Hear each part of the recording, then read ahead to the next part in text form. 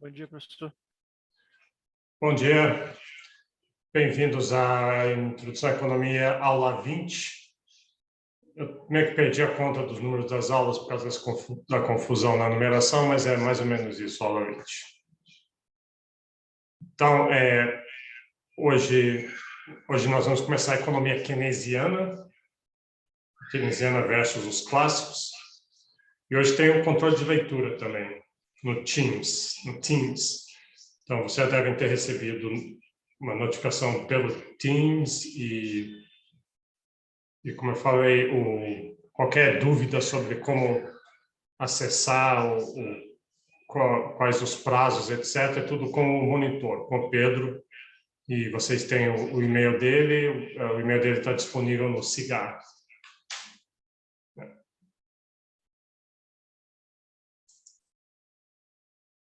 eu compartilhar aqui.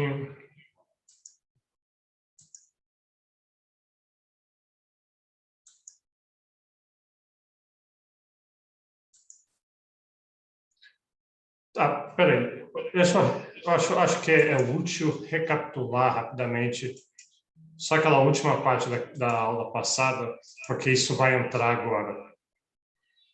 A parte dos fundos emprestáveis. Mercado de crédito, oferta e demanda de crédito. Então, no módulo anterior, todo o nosso tema era crescimento econômico. Aí nós vimos crescimento econômico, você precisa tem poupança vai ser igual a investimento, e a investimento gera crescimento. Quanto crescimento ele gera e através de que canais? Aí tem toda a ideia de produtividade. Então, produtividade do trabalho, produtividade do capital natural e tecnologia aumentando a produtividade. Mas uma parte essencial de toda essa história aí é aquela relação entre poupança e investimento. Lá antes eu só falei assim, tem poupança, as pessoas recebem renda, não consomem tudo, logo poupam quer dizer que está definindo o consumo para o futuro, e essas poupanças vão parar na mão de investidores. Mas como? Né? Como é que faz isso? A resposta é o que está aí no slide, é o sistema financeiro que faz isso. A gente já muitas vezes tem essa visão assim, de sistema financeiro, assim, os bancos são malvados, tudo que acontece de ruim no mundo são os bancos. E às vezes, geralmente é teoria de conspiração, às vezes é verdade, como a crise de 2008 realmente foi isso mesmo. É um setor que tem que ser altamente regulado e às vezes dá margem para esse tipo de coisa, mas a essência é que qualquer sociedade, desculpe, qualquer sociedade tem que ter de alguma forma um sistema financeiro. E não sei o que aconteceu com a voz aqui. Deixa eu dar que nem o Temer, deixa eu pegar uma pastilha ali. Não sei se lembra uma época que o Temer estava dando um discurso, aí a voz dele falhou, que nem a minha agora. Alguém tem uma pastilha aí? Aí isso virou uma meme. Então, deixa eu dar uma de Temer, já vem.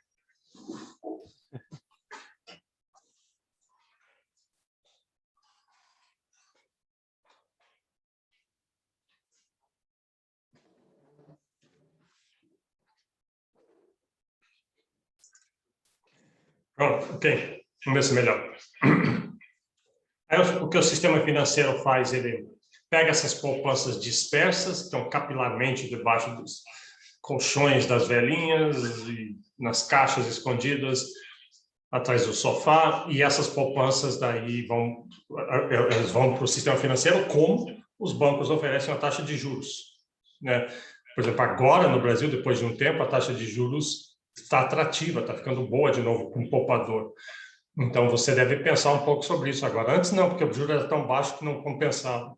Mas agora, e as perspectivas para os próximos meses, é que os juros vai ficar muito alto, 2 dígitos, parece.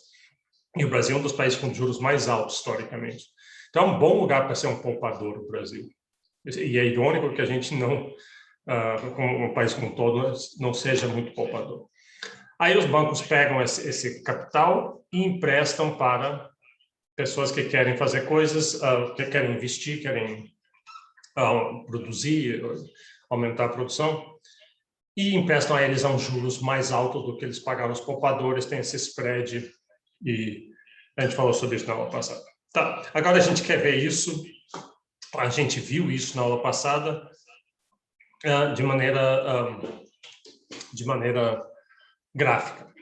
Com o nosso bom e velho modelo de oferta e demanda, então está aqui, a demanda por investimento é negativamente relacionada ao preço, e o preço é o quê? Os juros, porque a quantidade é a quantidade de crédito, de dinheiro emprestado. Então, quanto mais barato os juros, mais que as pessoas vão demandar isso. E a oferta são os poupadores, quanto maior os juros, mais as pessoas poupam. Aí tem os juros de equilíbrio, e a última coisa que a gente viu é que a penúltima coisa é que os juros vão se autorregular. Quando seu juros está muito baixo, vai ter um excesso de demanda, porque é barato o crédito, mas aí forças econômicas empurram os juros para cima até atingir os juros de equilíbrio. É a mesma coisa se os juros tiver, por alguma razão, algum desequilíbrio, estiver muito alto, daí forças econômicas vão empurrar os juros para baixo, para eliminar esse excesso de oferta, ou escassez de demanda, a mesma coisa. E aí outra coisa que vimos, fizemos uma estática comparativa, vimos como é que qualquer choque na oferta ou na demanda vai afetar os juros na direção, ou para cima ou para baixo, e geralmente, muitas vezes é intuitivo, mas às vezes não, às vezes o diagrama traz algumas surpresas. Bom, isso que a gente viu na aula passada. Então, só para lembrar, a gente vai voltar a isso hoje, mas não agora de imediato, mais para frente. Mas primeiro a gente vai introduzir duas visões macroeconômicas, duas visões de como funciona a economia. Então, economia é uma ciência, é uma ciência social, e às vezes as pessoas pensam assim, puxa, mas então me diz aí qual que é a verdade, como é que funciona a economia. E acaba que não tem, ciência não tem verdades, a ciência nunca atinge realmente a verdade. Porque tem algumas coisas que parecem verdades, que são muito estáveis e todo mundo concorda durante muito tempo, mas está sempre sujeito àquilo a ser refutado. A visão popperiana de falsificação da ciência. Então, em economia isso é particularmente forte, em macroeconomia ainda mais ainda. Então, tem muitas escolas, muitas visões de como funciona a economia, e aqui a gente vai ver duas delas, a visão keynesiana e a visão clássica de economia. Hoje em dia já tem vários outros filhotes desses, né, derivados, tem pós-keynesianos, neo-keynesianos e variantes assim. E os clássicos também tem os neoclássicos, tem os austríacos, a escola austríaca e outras coisas assim. Então vamos lá, vamos ver qual é a diferença dessas duas coisas. Então aqui primeiro vai ser um pouquinho de história do pensamento econômico. Depois a gente volta para o funcionamento do mercado de fundos. Bom, então, quando a gente fala abordagem clássica, escola clássica, o que a gente está querendo dizer com isso? Então, clássica que são os primeiros, na verdade não são os primeiros, porque qualquer coisa em ciência, em música, em arte, sempre tem precursores. Por exemplo, eu estava lendo um negócio sobre cálculo, né? Vocês fizeram cálculo. Um cálculo foi inventado por Newton, descoberto, não é bem claro. Newton e Leibniz ao mesmo tempo, eles estavam meio competindo. Mas aí eu estava lendo hoje que já tinha precursores, Fermat e alguns matemáticos gregos e matemáticos árabes, que talvez o Ocidente não está muito... já tinham várias noções daquilo ali. Então, as coisas já existiam, que não existe descoberta, realmente as pessoas estão recombinando. Mas, em economia, a gente coloca assim, os clássicos, é onde tudo começou. Claro que com Adam Smith, mas já havia muito desse pensamento antes. Tem alguns nomes aí. O Davi Ricardo a gente encontrou lá no começo, quando a gente via a teoria das vantagens comparativas. Ele foi o nome dele é sempre associado com essa ideia. E aí, olha as datas. Então, esse é um pensamento que vigorou da Revolução Industrial, todo o século XIX, de grande crescimento econômico, de grandes mudanças na economia, mudanças nas sociedades. E quando a gente fala clássicos, é muito associado com aquela ideia, um moto que se usa muito para isso, que vem de Adam Smith, aquela ideia eu acho Adam Smith, laissez-faire, laissez-passer, que é em francês, quer dizer, deixa fazer, deixa passar, quer dizer, não interfira na economia, deixa a economia agir sozinho, porque daí a economia se autorregula, ela é um sistema que se autorregula. Se você tentar interferir para corrigir pequenos desequilíbrios aqui e ali, provavelmente você vai fazer mais mal do que bem. Então, essa que é a ideia. Então, quando eu falar clássicos, é muito... E essas ideias começaram a ganhar força ali na Revolução Industrial e teve grandes brigas ideológicas durante todo o século XIX, porque os países ainda eram mercantilistas, ainda queriam barrar importações como forma de não perder ouro. Mas aí finalmente ganhou. Assim, é bem mais complicado, mas pode dizer assim, essa ideia ganhou, ela veio a prevalecer, dominar os países, passaram mais ou menos, né?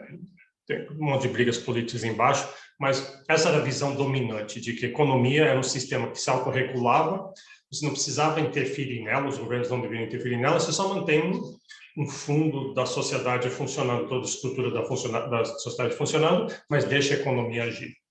E isso serviu muito bem à humanidade, de várias formas, mas aí, em 1930, veio a Grande Depressão. Então, a Grande Depressão foi uma surpresa, foi uma depressão maior. Antes, as recessões eram recessões conjunturais, periódicas, elas aconteciam, é normal, toda economia vai ter isso.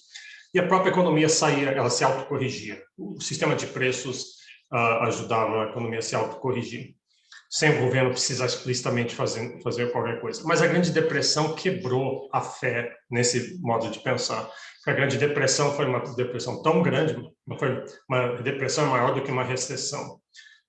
E ela não se autocorrigia.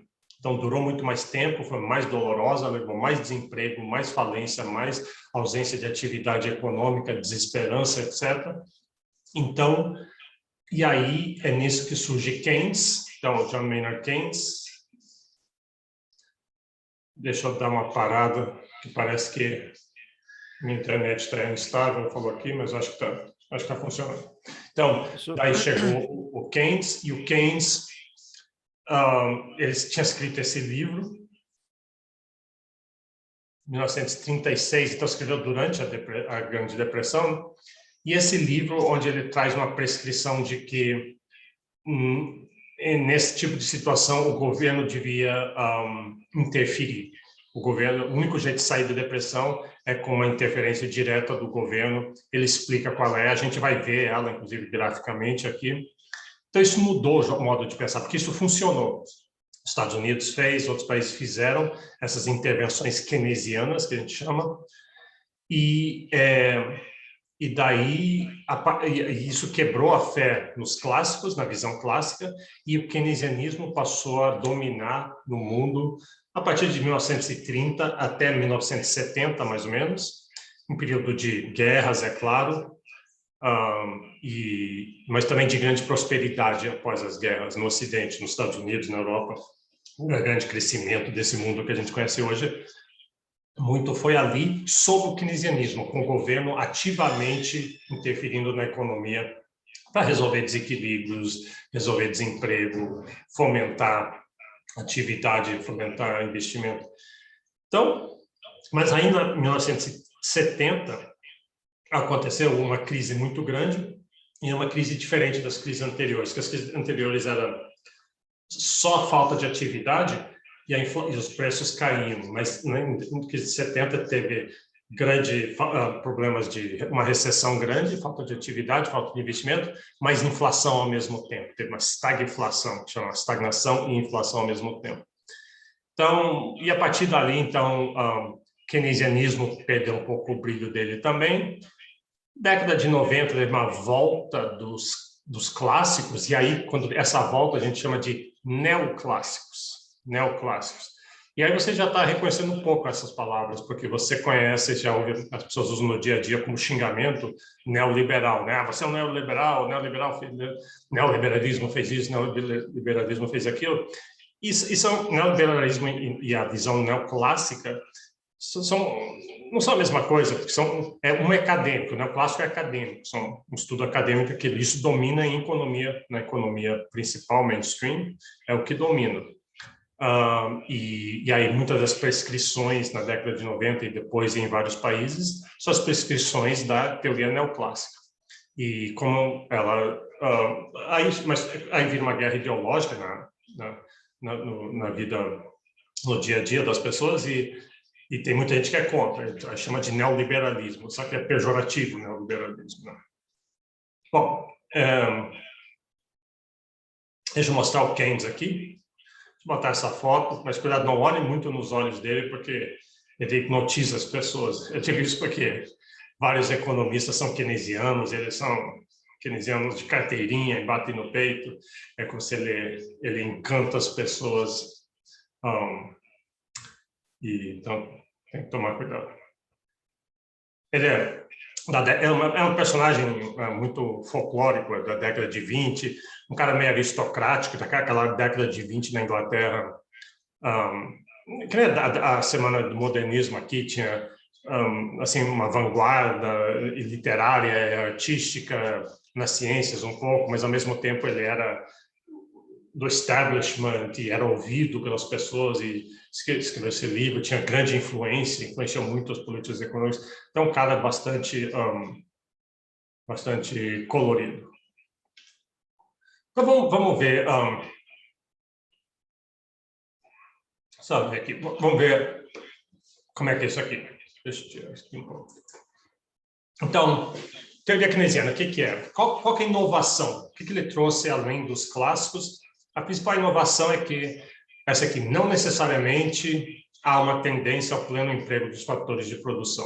Lembra, na visão clássica, já vou explicar, mas na visão clássica, a própria economia, oferta e demanda, os preços subindo e descendo, os juros subindo e descendo, deixa aquilo funcionar, que aquilo se autorregula. Você tem excesso de uns fatores, o preço dele cai, a demanda por eles aumenta e tudo vai se autorregular. O Keynes chega e diz, não, isso nem sempre acontece, tem condições em que isso não acontece. Mesmo ele, assim, em geral, nos tempos bons, quando está tudo funcionando bem, claro, isso funciona, não precisa o governo ser tão ativo. Mas é muito comum, segundo ele, surgir essas situações em que isso não acontece. E a Grande Depressão era um caso particularmente contundente disso. Então, quando isso acontece, não há um equilíbrio entre a quantidade demandada e a quantidade de oferta, por exemplo, de trabalho. A gente ainda vai estudar a oferta de trabalho, mas a mesma coisa tem oferta e demanda de trabalho.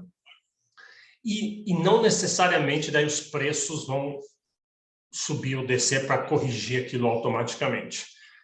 E quando isso então acontece, daí pode ter desemprego, um desemprego persistente, e aí com desemprego persistente a renda baixa, daí não tem demanda por muitos produtos, aí gera escassez de uso das fábricas, da capacidade produtiva, e essa espiral pode continuar. E aí o que ele vai sugerir, a gente vai ver, dizer, o governo tem que intervir, gerando demanda, o governo tem que gerar demanda. A gente vai ver como é que é isso. E aqui a visão clássica. Essa é a visão clássica. O certo teria sido ter começado com ela, mas vamos ver ela então. Então, tem o volume total de produção, o produto efetivo, é que tem o produto potencial, é o que a economia tem a capacidade de produzir, as fábricas já instaladas, as pessoas já treinadas, todo o capital tem uma certa capacidade, pode produzir uma certa capacidade, e aí o ano passa, aí tem o produto efetivo, o que ele produz. E a gente espera que o produto efetivo seja muito próximo do produto potencial. Você não quer deixar capital ocioso, mão de obra ociosa. Aí tem um negócio na visão clássica chamado lei de Sé. Sé era um economista francês, e ele diz assim que a oferta cria sua própria demanda. Se a economia produz alguma coisa, o ato de produzir ela vai gerar uma demanda por ela. Agora, você tem que entender, não é necessariamente por aquela coisa exatamente, é que ao produzir qualquer produto, você está remunerando os fatores de produção. Você está pagando salários, você está pagando aluguéis, você está pagando os juros do capital que foi investido ali. Então, aquela produção gerou renda na mão de um monte de gente.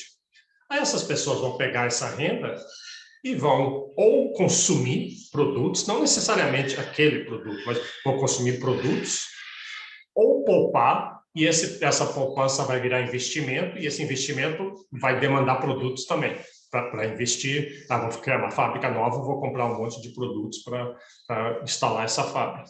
Então, é como se o poder de compra, ao produzir alguma coisa, você está gerando o poder de compra, que daí vai demandar coisas, e como muitas coisas estão sendo produzidas ao mesmo tempo, o poder de compra total que está sendo gerada na oferta está gerando uma demanda que vai ser igual àquele poder de compra. Então, quando a economia está funcionando bem, e na visão clássica sempre vai estar funcionando bem, a oferta cria sua própria demanda. Aí, claro, isso não quer dizer assim, eu quando via isso, quando era aluno, pensava assim, e se alguém produzir algo ridículo, assim, um brinquedo, uma máquina, um eletrônico que não serve para nada, né? Serve para nada, é ruim, é feio, ninguém vai querer aquilo. Então, nesse caso, a oferta não cria sua demanda, só que ninguém vai querer comprar. Mas o ponto não é esse. E claro, pode ter esses erros, é natural que tenha esses tipos de erros, e aí simplesmente aquela fábrica vai à falência, ou ela deixa de produzir aquilo e produz outras coisas. No longo prazo, mas o importante é que, ao produzir alguma coisa, se gera poder de compra que acaba virando uma demanda. Então, uma renda resulta em dispêndios ou poupança, é isso tudo que eu falei. Está escrito. Parece que é a lei de Serre. Como eu falei, podem haver desequilíbrios temporários. Então, tem horas que vai ter uma escassez de poder de compra, ou a oferta está mais acima da demanda, mas aí os preços, os juros todos sinalizam aquelas escassezes, e aí as coisas que tem um excesso delas, o preço vai cair, e aí já tem mais gente que vai querer. As coisas que tem uma escassez dela, o preço vai subir, e aquilo sinaliza para produzir mais daquilo ali e se corrige. Então, no bojo das coisas, no longo prazo, médio prazo, não há esses desequilíbrios. Então, há uma tendência na economia ao equilíbrio, assim como a gente viu no caso microeconômico, no mercado de cebolas ou no mercado de cortes de cabelo, o preço sobe e desce para gerar equilíbrio, na economia também. Então, outra coisa, produto, renda e juros são determinados por variáveis reais e não monetárias. O que isso quer dizer é o seguinte aqui,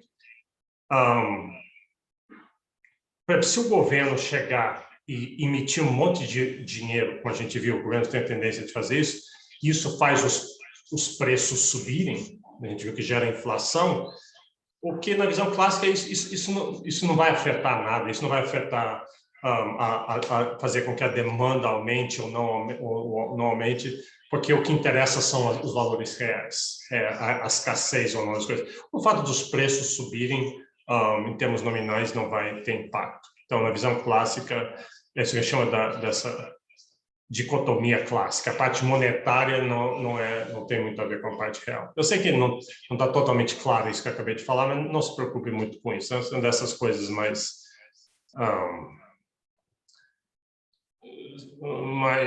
estranhas de economia, então acho que não tem que se preocupar com isso em introdução à economia. Bom, aí qual que é a prescrição de política? Se a gente acredita na visão clássica, então o que a gente faz? Como é que a gente organiza a economia? Não precisa de intervenções do governo.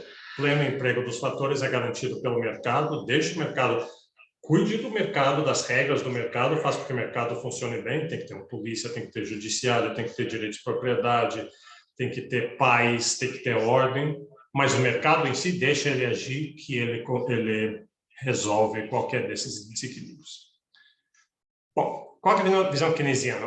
O Keynes, que está um pouquinho repetindo, mas tem mais detalhe, ele diz pode haver equilíbrios em que não há pleno emprego dos fatores de produção. Esses desequilíbrios não vão se autocorrigir ao longo do tempo.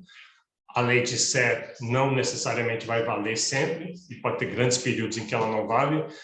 Uma oferta pode não criar uma demanda, então você tem o Estado produzindo muito, e aí tem poder de compra, mas que por alguma razão não está demandando produtos, aí tem um desequilíbrio, ou pode ter o contrário, pode ter uma falta de oferta, mas pouca oferta,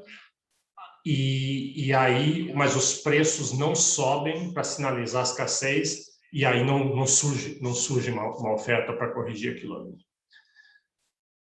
Uma parte importante, parece disso por quê? Mas como assim? Por que aconteceria isso? Porque a lógica dos preços, a força dos preços é tão potente, por que não iria corrigir? Essa parte aqui, ó, investimentos dependem de expectativa dos investidores. Essa, talvez, a grande inovação do Keynes, é o que ele chama dos espíritos animais.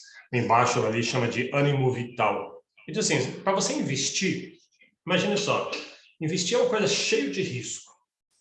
Então, você vai pegar dinheiro emprestado de um banco, que você vai ter que pagar, tem juros correndo em cima daquilo ali, daqui a, sei lá, 1 ano, 2 anos, o banco vai estar batendo na sua porta, e você vai produzir alguma coisa, tudo pode dar errado, pode a produção não sair no tempo certo, pode um concorrente fazer algo melhor, pode pegar fogo a sua fábrica, pode ser roubado, pode ter corrupção dos fiscais, um importado mais barato, melhor, vai levar você a ruim. Tem um monte de coisa que pode dar errado. Então, investir requer que você acredite naquilo, que você tenha, né, realmente um salto no escuro. Então, você tem que ter essas boas expectativas. Isso vai dar certo. Eu sei que essa ideia é boa, eu sei que eu tenho confiança nas instituições, que qualquer problema que vai surgir, as regras vão ser respeitadas, os contratos vão ser respeitados. Então, e essas expectativas, é quase psicológico, de certa forma, mas psicológico e coletivo das pessoas. E ela pode mudar rapidamente. Então, chama-se espíritos animais. Né? Você tem isso, eu tenho isso, todo mundo tem isso. Você vai embarcar num projeto novo na sua vida, ou fazer uma viagem, vou estudar, vou fazer um curso na UNB, vou casar, vou fazer qualquer coisa assim. E você, ao decidir se você realmente vai fazer ou não, depende de expectativas. E expectativas são afetadas pelos sinais que você vê à sua volta, são afetados pelo que os outros estão fazendo e são afetados por coisas aleatórias. Então, expectativas é uma dessas variáveis mais abstratas, mas é muito forte, né? A gente sabe que tem um impacto. Então, quem diz assim, se chegar por alguma razão, em algum momento, investidores tiverem más expectativas, aí eles não investem. E eles não investem, na visão clássica, o clássico diria assim, não tem problema as expectativas, porque daí o que acontece, como as pessoas não estão pegando dinheiro emprestado, os juros caem. As expectativas é como se a demanda por investimento deslocou para baixo. Então, aí o clássico faria, aí os juros caem, e agora que o crédito está mais barato, o investimento fica muito mais atrativo.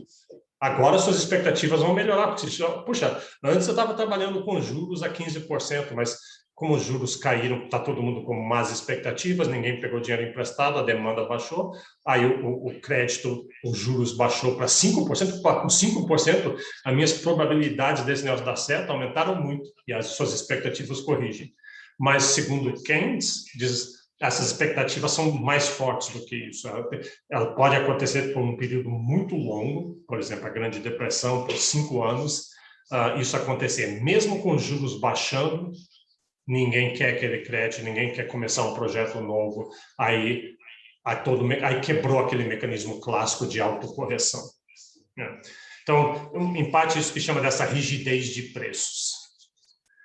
A rigidez de preços também é a mesma coisa que eu falei com o capital, vale para o trabalho, com as expectativas de que a economia vai mal, os investidores param de investir, com isso eles não demandam mais mão de obra, então eles não estão contratando pessoas, aí o desemprego vai aumentar, aí um clássico diria, não tem problema, o mercado resolve isso.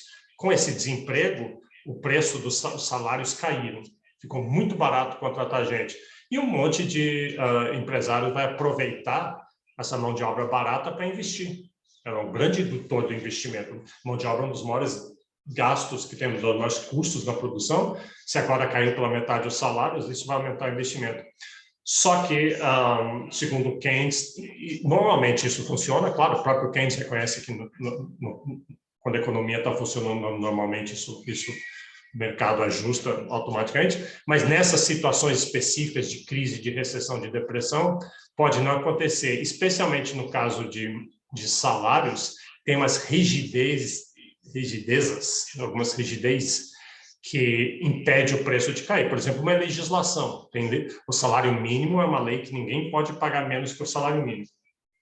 Então, se vier uma depressão, uma crise como tem agora, tem um monte de gente disposta, desempregada, no Brasil tem uns 14 milhões de pessoas, muitas dessas pessoas estão dispostas a trabalhar por menos do que o salário mínimo, só que pela legislação não pode, é proibido. Então, aí essa legislação, nesse caso, não permite o mecanismo de preços de autocorrigir. E tem várias outras razões, porque tanto crédito, como mão de obra, como bens e serviços, insumos e energias, em situações de recessão, de depressão, o preço tem alguma rigidez de preço. Outro jeito que fala isso na literatura em inglês é sticky prices. Sticky é grudentos.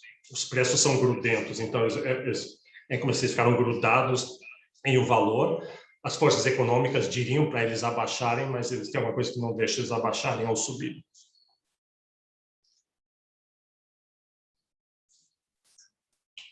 Então, tá. E aí, qual que é a solução, então? Qual que é a prescrição de política do Keynes? Diz, olha, se a demanda e o investimento não vão responder, o sistema de preços não está funcionando nessa situação de depressão, a solução é o governo. O governo vai ter que gastar, o governo vai ter que fazer gastos, não pelos motivos de sempre, que o governo tem que prover bens públicos, ele vai ter que fazer gastos, mesmo que desnecessários. Assim, no extremo, uma coisa que se associa a quem diz assim, ele vai, por exemplo, contratar um monte de gente para fazer buracos, e aí contrata outras pessoas para tapar os buracos. Uns fazem buraco de manhã, outros vêm à tarde e tapam os buracos. Coisa ridícula. Por que você fez isso? Não teve impacto nenhum. Não, é um jeito de jogar dinheiro na economia, de injetar dinheiro na economia para criar aquela demanda que está faltando. Né? A situação de depressão, de expectativas, está fazendo com que não haja demanda pelos produtos. Então, injetando dinheiro na economia, se faz isso.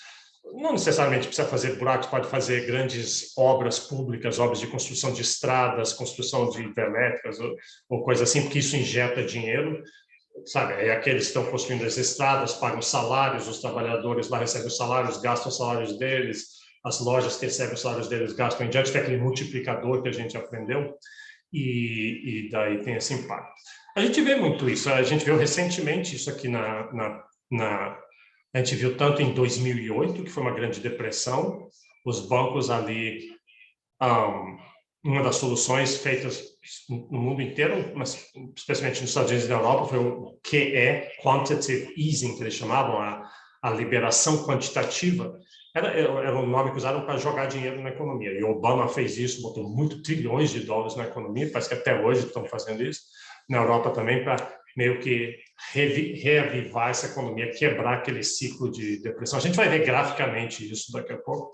No Brasil, teve um pouco isso com estímulo de compra de geladeiras, o governo estava dando estímulo de compra de geladeiras, esse tipo de coisa. E agora, na pandemia, a gente viu isso no Brasil, uma versão disso, por outras razões também, mas um pouco com esse viés keynesiano, como é que chama? O auxílio emergencial. A economia estava sob a pandemia, lockdown, essas coisas, as expectativas estavam muito baixas, e daí o governo percebeu e fez essa injeção de dinheiro na economia para manter a demanda, e tinha que fazer essa, claramente. Acho que mesmo quem não é muito keynesiano admite que numa situação dessa tinha que fazer isso, não só para reviver a economia, mas para socorrer diversas pessoas que perderam emprego, etc.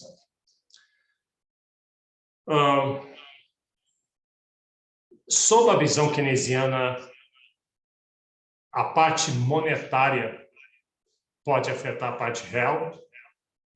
Então, de novo, não se preocupe muito com isso.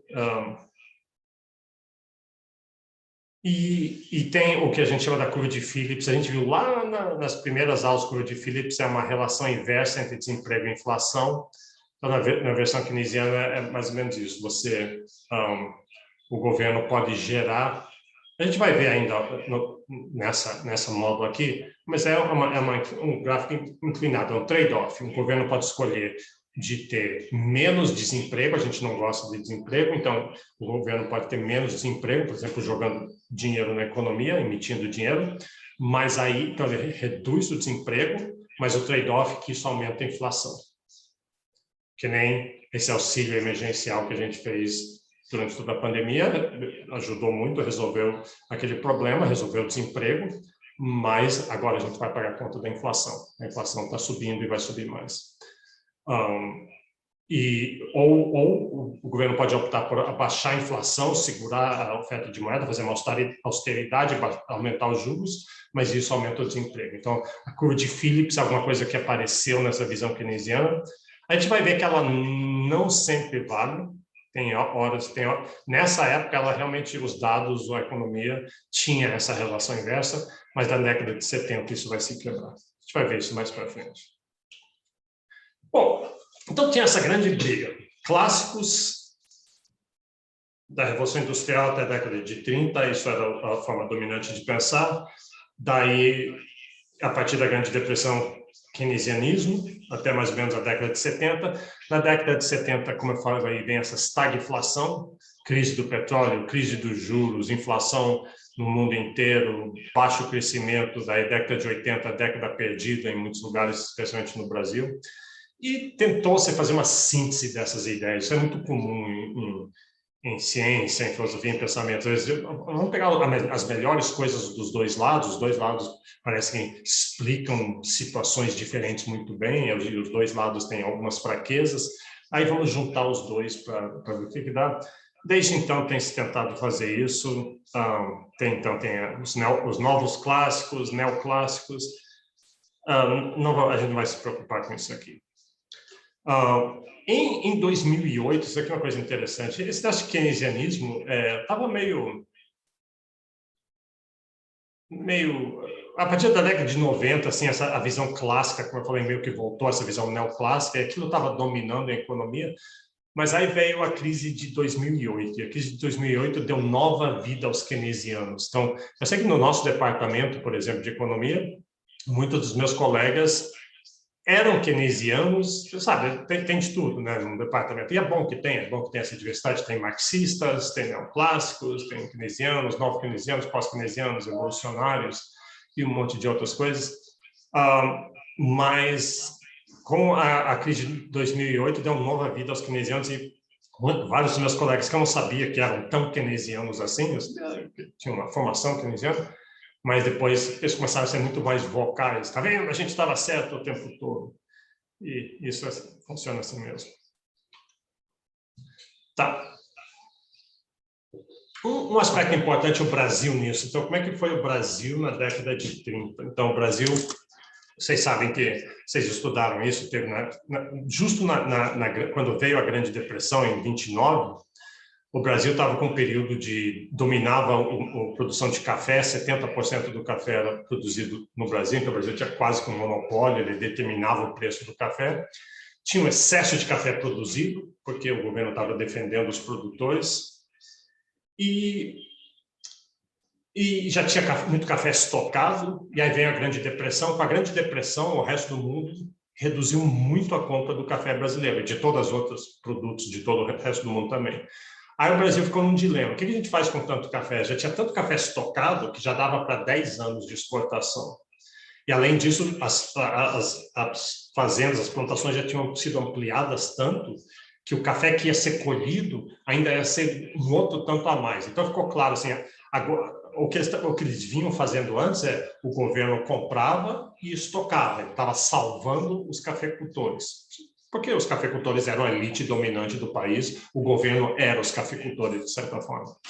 Então, o governo, durante toda a década de 20, até desde antes do governo de Taubaté, de 1906, o governo vinha defendendo os cafeicultores do próprio mercado, né? Porque defender do preço, tanto o café era produzido que o natural era o preço do café cair. Mas isso era ruim para os cafeicultores, então o governo comprava aquilo e estocava, o governo comprava e estocava.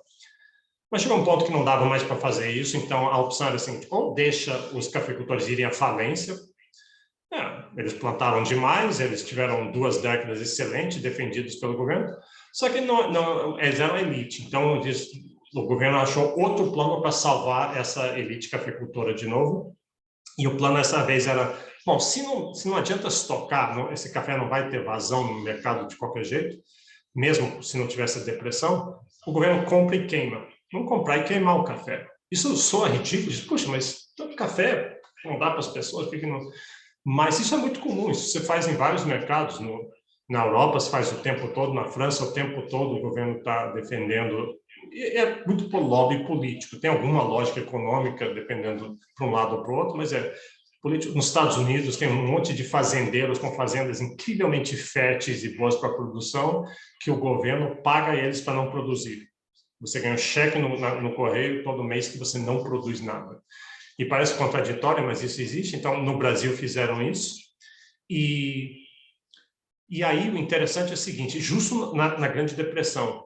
E o efeito disso foi que era uma solução keynesiana à depressão, só que não intencionada. A razão pela qual o governo fez isso foi para defender a sua base política. É a única razão que eles estavam fazendo aquilo ali. Mas, sem querer, como uma consequência não intencionada, aquilo ali gerou, num momento de queda dos mercados, no momento que ia começar uma grande recessão, que começou uma grande recessão, desemprego, falta de produção, esse dinheiro injetado pelo governo, que aumentou a oferta de moeda para comprar o café dos cafeicultores para poder queimar, e aquilo ali amorteceu muitos efeitos da Grande Depressão sobre o Brasil. Então, nos Estados Unidos, ao longo da Grande Depressão, a renda caiu, o PIB caiu 50%, que é um desastre, ruim, todo quanto é falência, desemprego, sofrimento de todo jeito. No Brasil, a queda foi só 25%, foi metade da queda dos Estados Unidos, e o Brasil saiu antes, se recuperou, começou a recuperação antes que os Estados Unidos e a maioria dos outros lugares, em boa parte devido a essa intervenção keynesiana antes de Keynes. Então, o Keynes ainda estava escrevendo o livro dele, mas o Brasil, sem querer, esbarrou nessa solução keynesiana. Aí, como eu falei, o governo Dilma fez esse mesmo tipo de coisa, aí sim, intencionalmente, e não funcionou muito bem, no caso brasileiro, gerou consequências nefastas depois. Não é só o governo sair gastando loucamente em qualquer crise, tem que ser bem pensado como é que vai ser, em considerar elasticidades e necessidades e todo esse tipo de coisa. E o resto do mundo também fez na crise de 2008.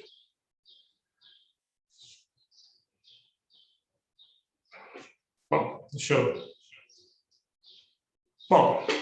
deixa eu mostrar, eu quero mostrar agora, deixa eu ver aqui, olha, que eu estou sem o relógio aqui. Tá, dá tempo. Então, eu quero mostrar um vídeo, talvez vocês conheçam isso, mas provavelmente não. É um vídeo, tipo um rap battle, desses epic rap battles, vocês devem conhecer, entre Keynes e Hayek.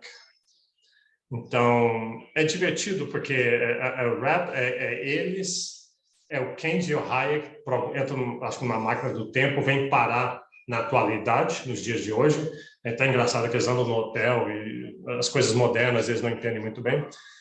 E é todo aquele negócio, meio que vocês vão ver muitos elementos que a gente falou da visão clássica e da visão keynesiana, vocês vão reconhecer que eles vão falar ali, mas meio que brigando, é um combate de ideias, né? O Keynes defendendo as ideias dele, e o Keynes é arrogante e joga um pouquinho com esse negócio que todo mundo conhece Keynes, e keynesianos são fanáticos por Keynes, e todo mundo trata ele como Deus, e o Hayek muito desconhecido.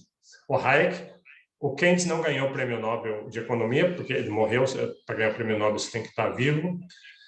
O Hayek ganhou depois de muito tempo, porque o Hayek escrevia justamente nessa mesma época do Keynes, ele é da escola austríaca, muito da visão liberal de que não deixa os mercados se autocorrigirem, essas interferências governamentais vão gerar distorções, vão gerar dívidas. Então, ele não era popular durante boa parte da vida dele, porque ele escrevia justamente no auge do keynesianismo no mundo inteiro. Então, o vídeo retrata bastante isso também. E só que daí, no fim, ele foi validado, né, pelos fatos, quando o keynesianismo deixou de explicar bem o mundo na década de 70 e depois houve um renascimento da visão clássica. A história é um pouco isso. Os caras que fazem o vídeo são claramente favoráveis ao Hayek. É o Russ Roberts, eu tenho um podcast chamado Econ Talk, e tem inclusive um segundo vídeo depois, que eu não vou mostrar aqui. Eu achei uma versão com letreiros em português. É uma coisa divertida de fazer, quer dizer, ver, é divertido, só que às vezes é meio rápido e você não pega todas as coisas que eles falam. Às vezes vale a pena depois você ver de novo, e daí olhar, ler os textos e olhar os slides, ver a aula para se lembrar. Ah, sim, aqui estão se referindo. Quer dizer, várias coisas que eles se referem. Uma é a armadilha da liquidez. Isso é uma coisa keynesiana que se refere, de certa forma, assim, poupança é uma coisa boa, né? Eu dei maior discurso na aula passada como poupança é importante, como todo mundo deve poupar. Então, do ponto de vista individual, é muito importante que você poupe, e países também é importante que você poupe. Para o futuro, ganha juros, você tem todas as razões de previdência pela qual poupar é bom. Só que existe um paradoxo. Se você está numa depressão, tem aqueles espíritos animais, os espíritos animais dos investidores, mas tem dos poupadores também, que aumenta a poupança. Então, você está no meio de uma crise, e aliás, isso aconteceu no Brasil na pandemia, um monte de gente deixou de viajar, depois deixou de comprar carro, depois de fazer um monte de coisa, e, puxa, pandemia, eu não sei o que vai acontecer, como é que vão ser os próximos anos, se eu vou estar desempregado, não sei o quê. Quer saber, eu vou poupar mais. Então, as pessoas aumentaram suas poupanças como previdência do futuro incerto. Isso é bom, isso foi muito correto de você fazer isso nesse momento. Só que, e é verdade, mas do ponto de vista da economia, se está todo mundo poupando no meio de uma crise, isso vai empurrar a economia mais para uma crise, que daí as pessoas estão comprando menos, as lojas vendem menos, a produção vai cair, as fábricas vão desempregar mais gente ainda, vai ter menos compra ainda, menos demanda e etc. Então, isso chama armadilha da liquidez. Então, uma das coisas que eles vão falar de paradox of thrift, que são o paradoxo da previdência. Previdência não previdência social, previdência, em Adam Smith falava muito de previdência. Previdência é você pensar no futuro e ser cuidadoso e ser comedido. Outra coisa que eles falam, Keynes falava, muita gente chegava para o Keynes e falava assim, pô, Keynes, você está dizendo que a gente deve emitir dinheiro e o governo gastar bastante na economia?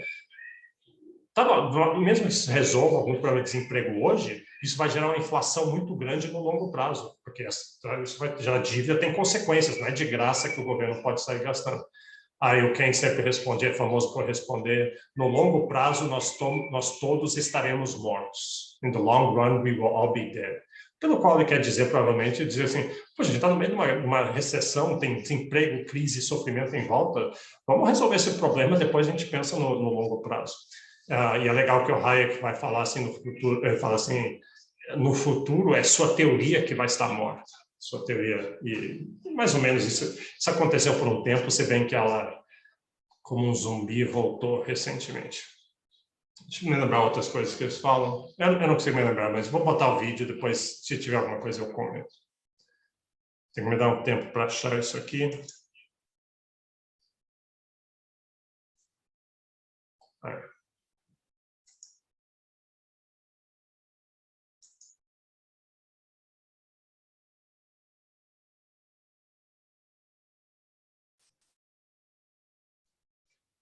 Um instantinho, já vou botar aqui.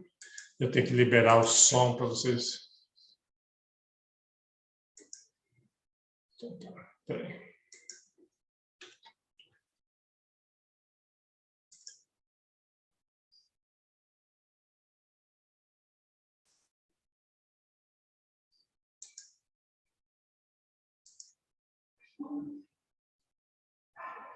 Quase nada.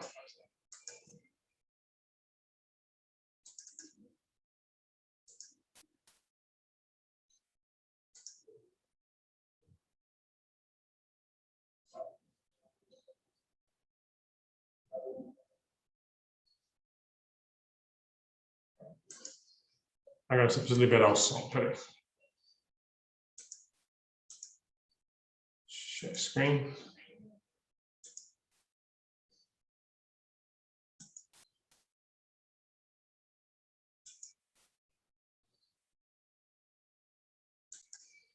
Ok, então chama assim, é uma reunião de economistas, Fear the Boom and the Bust. Boom é quando a economia vai bem, está crescendo, expectativas boas, e bust é quando ela estoura e está caindo e tem recessão.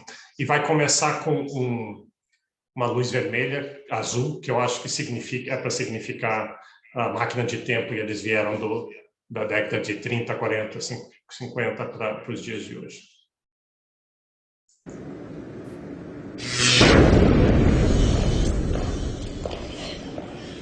Lord Keynes, welcome, sir. It's a pleasure. The pleasure's all mine.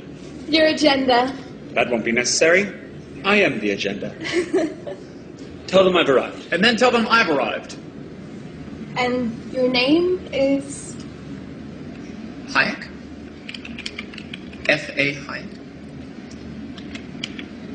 What an H.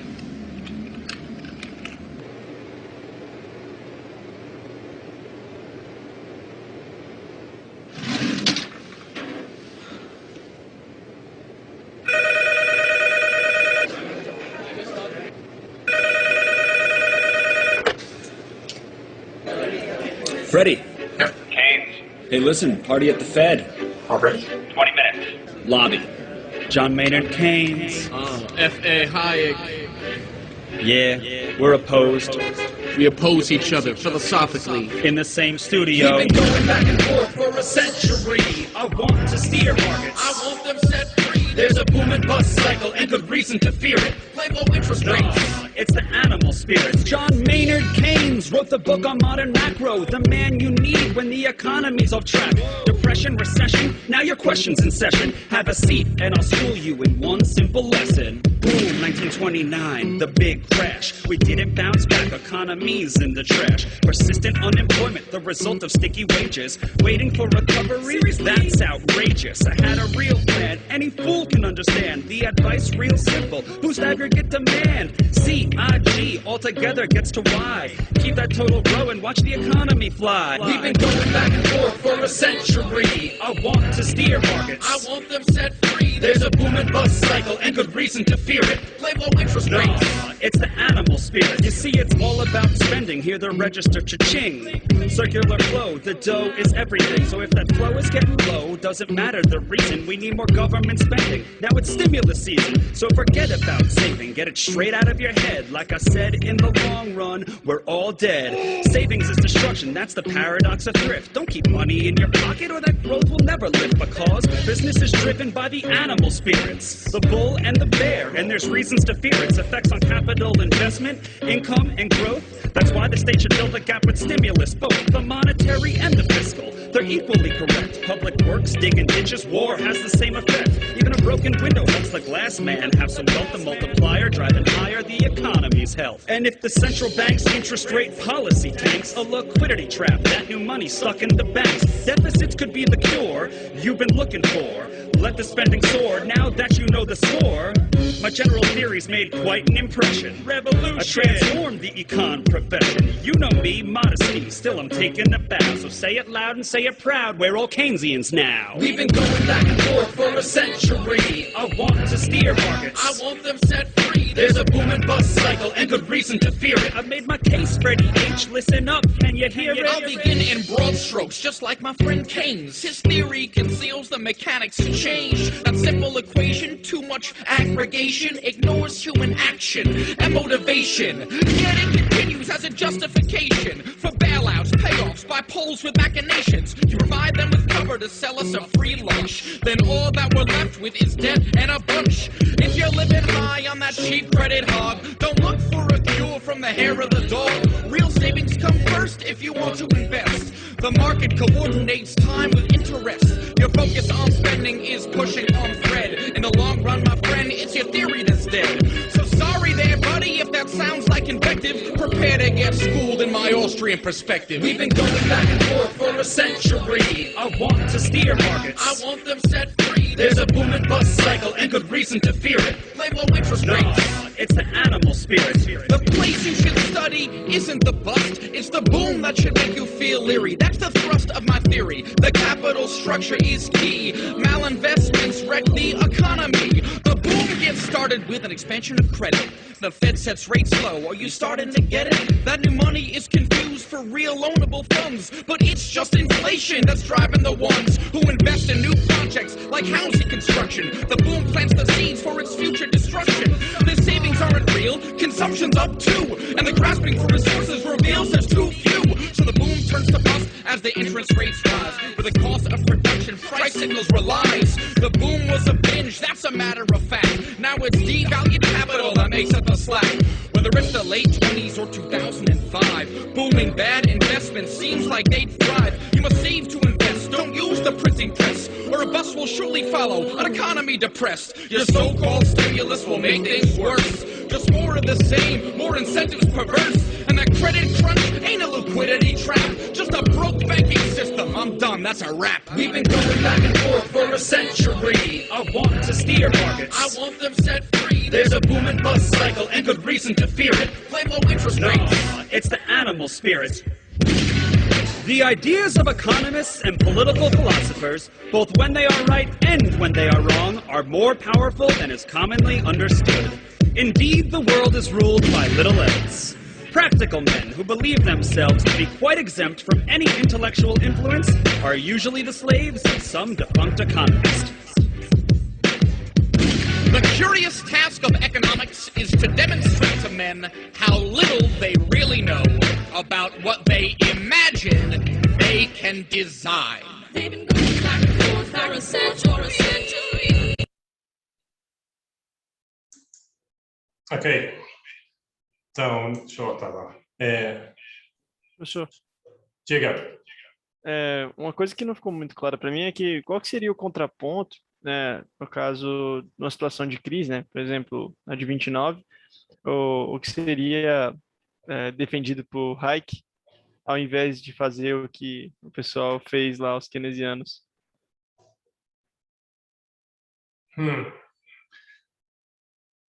Bom, eu não tenho certeza, mas eu acho que o negócio do Hayek como ele falou, na minha teoria, você tem que olhar não no boom, você tem que olhar no bust. Que o boom foi justamente por excesso de emissão, excesso de interferência governamental e bancos corruptos e tudo mais. Então, a teoria do Hayek não é tanto o que fazer, vai ver que o próprio Hayek diz, uma vez que você está naquele buraco, talvez não tenha muito, o governo teria que fazer isso, mas daí quando corrigir tudo, a partir dali vamos começar a não interferir mais para deixar a economia funcionar por si só, né? Então, sim. eu acho que numa depressão mesmo, assim, por exemplo, hoje em dia, com a pandemia, todo mundo, mesmo os economistas mais neoclássicos, estão dizendo o governo tem que fazer como é que chama o estímulo, eles têm que deu dinheiro, distribuir o dinheiro, tinha que fazer, naquele momento tinha que fazer. Mas a discussão principal não é só como sair do buraco, quando a economia está funcionando bem, como lidar com ela. Como evitar depois o bust, né? O Hayek, bom, eu quero salientar um pouquinho as duas citações que eles puseram no final. As duas citações são muito boas. O Keynes, aparentemente, eu nunca li a teoria geral dele, mas aparentemente ele era um muito bom escritor. Então, ele fala lá, assim, tomara que ele fala assim que as pessoas que estão no poder e que têm poder no mundo, muitas vezes tomam decisões e tudo, e eles não sabem, homens práticos que acham que são isentos de influências, na verdade são escravos de algum economista defunto, morto. Defunct economist, um economista morto. Então, essa ideia que ideias têm influência. Então, essa é uma ideia bacana. Mas a ideia do Hayek eu gosto mais ainda. Essa eu acho genial. Diz assim que uma das principais tarefas de economia é mostrar para as pessoas e para os governos o quão pouco eles entendem daquilo que eles acham que eles podem desenhar. Então, o nosso do Hayek é todo assim, a economia é um sistema complexo e você não consegue controlar, você não consegue prever. Então, o tempo todo se ouve em discussões econômicas, o governo devia fazer isso, está aqui uma política, devia fazer esse programa, aquele ali, que ia resolver tal problema, ia resolver desemprego, resolver pobreza. Mas, na verdade, aí quando eles tentam fazer, dá um monte de consequência não intencionada. Então, o negócio todo do Hayek é essa o problema do conhecimento, da informação, do conhecimento, que é impossível um fazedor de política, um governo, um tecnocrata, um político, ter todas as informações que seriam necessárias para implementar a maioria dessas políticas. Por isso que é muito melhor arrumar uma estrutura em que o mercado está livre para funcionar, porque o mercado, sim, consegue processar essas informações e se autocorrigir. Tá. Deixa eu ver. Tá, tem tempo ainda um pouquinho mais.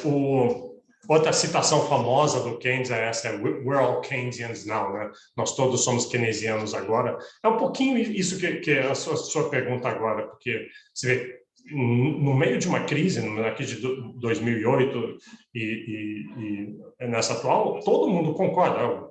O jeito é o governo fazer algum estímulo para sair. Nesse momento, somos todos keynesianos. Mas a citação dele diz assim, eu sou tão famoso, todo mundo concorda tanto comigo que todo mundo é um keynesiano. Ok.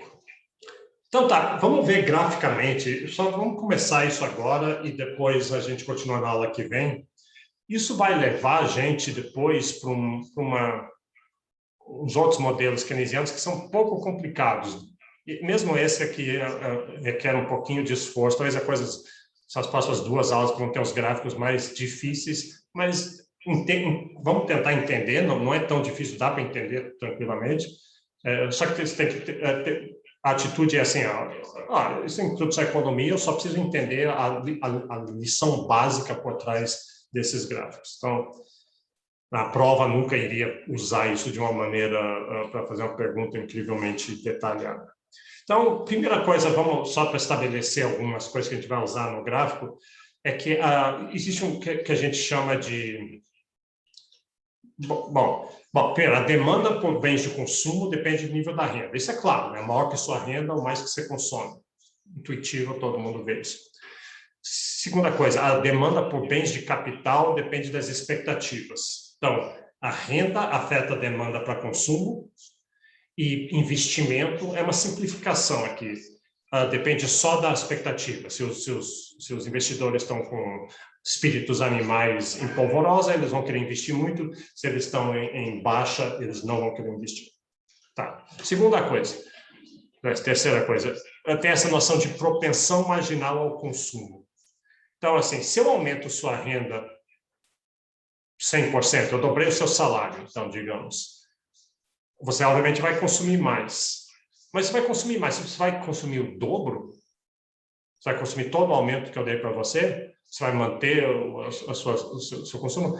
A ideia é que a gente pode calcular isso e os dados mostram que geralmente é um pouquinho menos do que 1. Por exemplo, 0,8.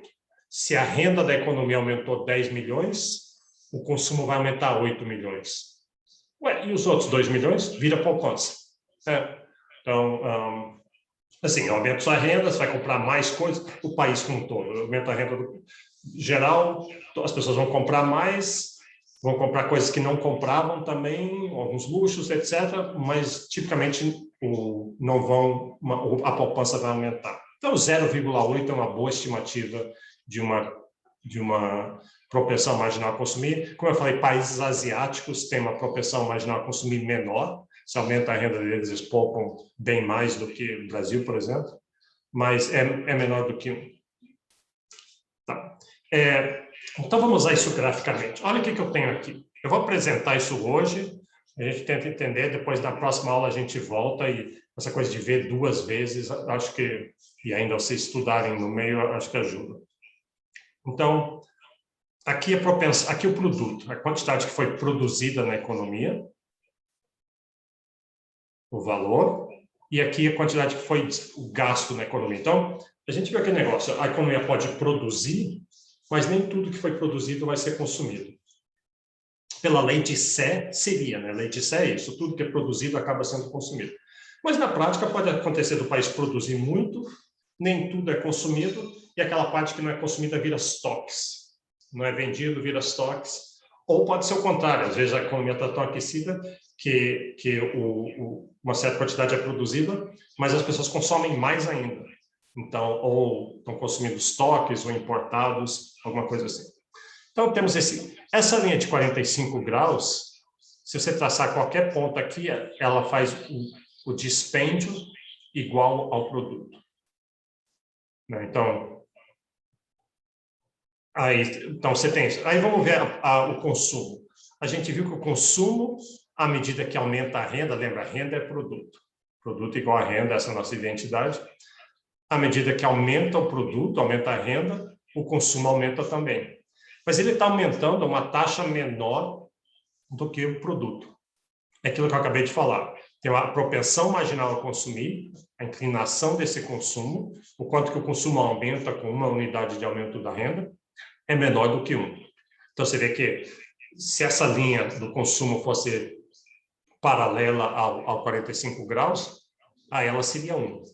Todo aumento de consumo de produto da renda é consumido. Mas é menos do que 1. Por isso que essa é a distinção aqui. Então, esse ponto Y0 é um ponto onde toda a renda, todo o produto é consumido.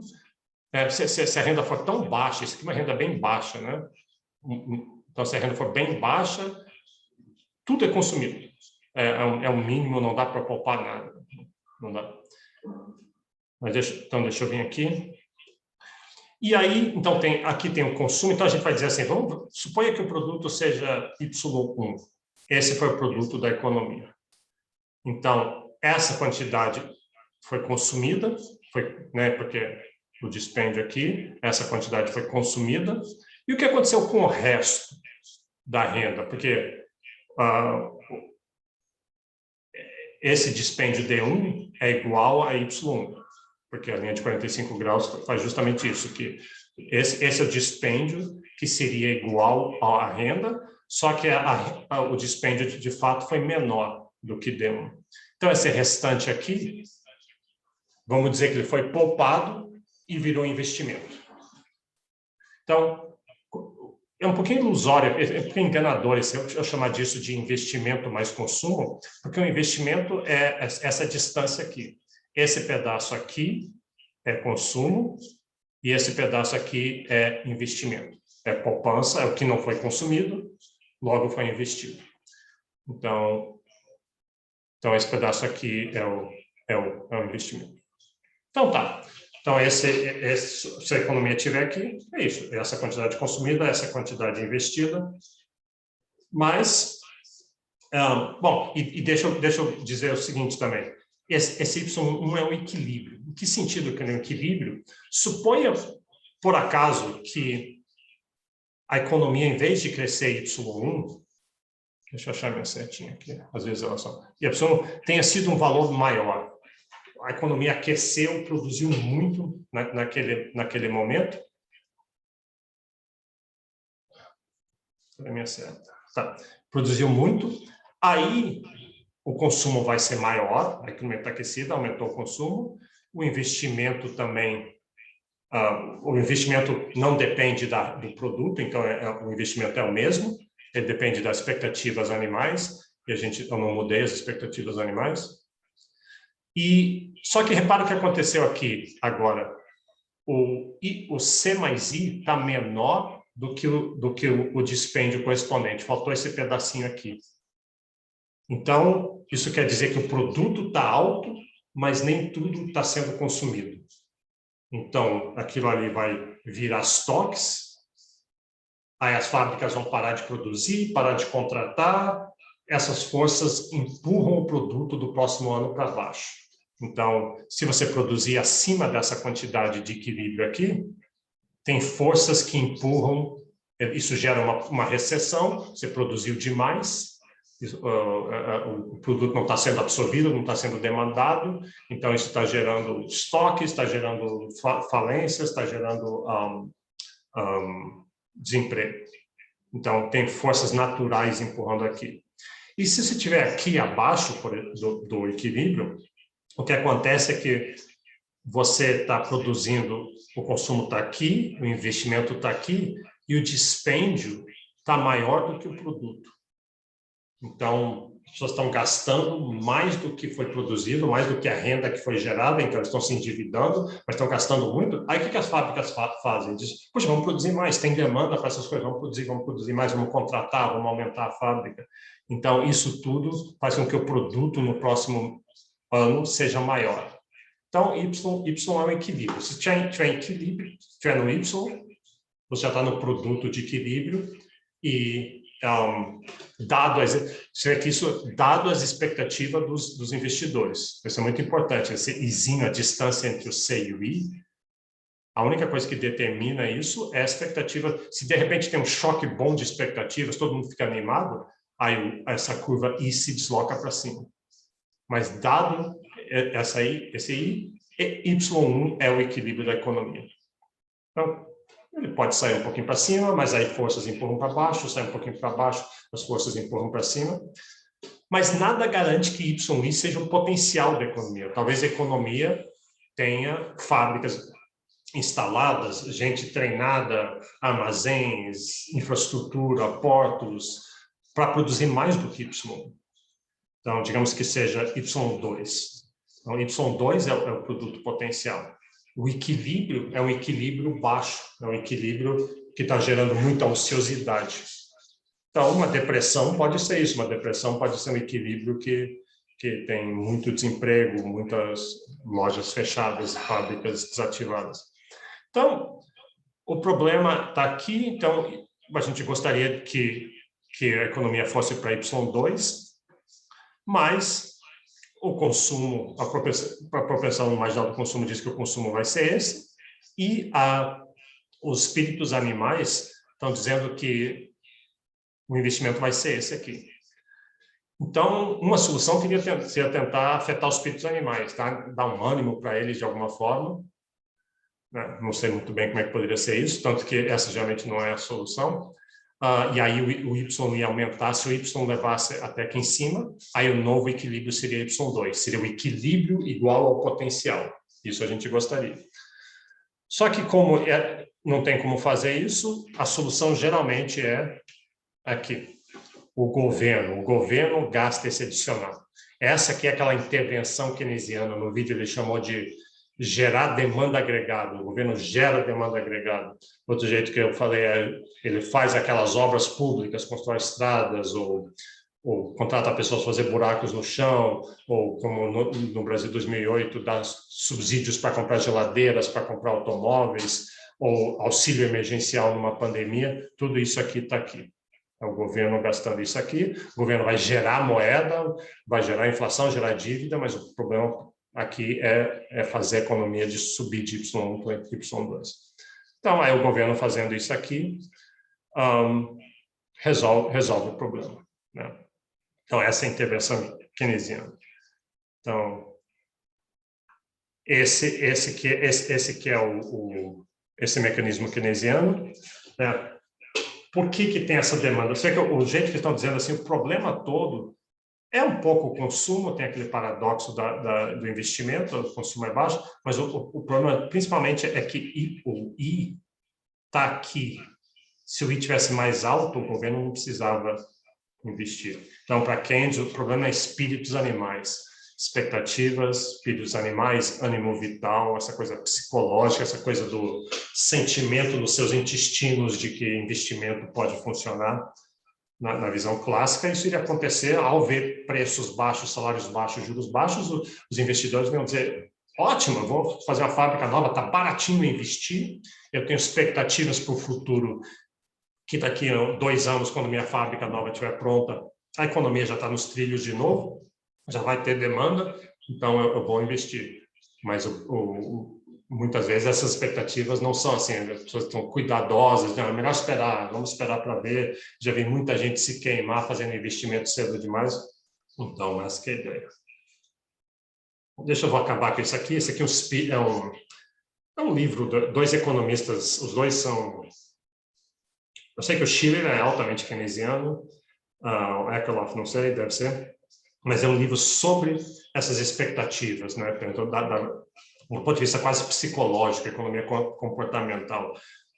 Como a psicologia comanda a economia e por que ela importa para o capitalismo global. Então, botando assim, a variável importante mesmo nessa visão keynesiana é essa expectativa das pessoas. Que é meio estranho, porque a maioria das variáveis econômicas são variáveis econômicas mesmo, não psicológicas, mas na visão keynesiana tem esse papel, esse bichinho peludo aí, é como se fossem as expectativas. Sei que às vezes eles estão alegres, às vezes eles estão receosos, e determina quanto investimento vai ter. Vou parar aqui. Tem alguma pergunta sobre isso, sobre qualquer outra coisa? Professor, depois que o senhor encerrar essa gravação, eu queria trocar uma ideia com você rapidinho. Tá bom. Tá bom. Então, se não tem mais perguntas, daí eu vou parar aqui. Lembra daí do controle hoje. Tem que parar só a gravação.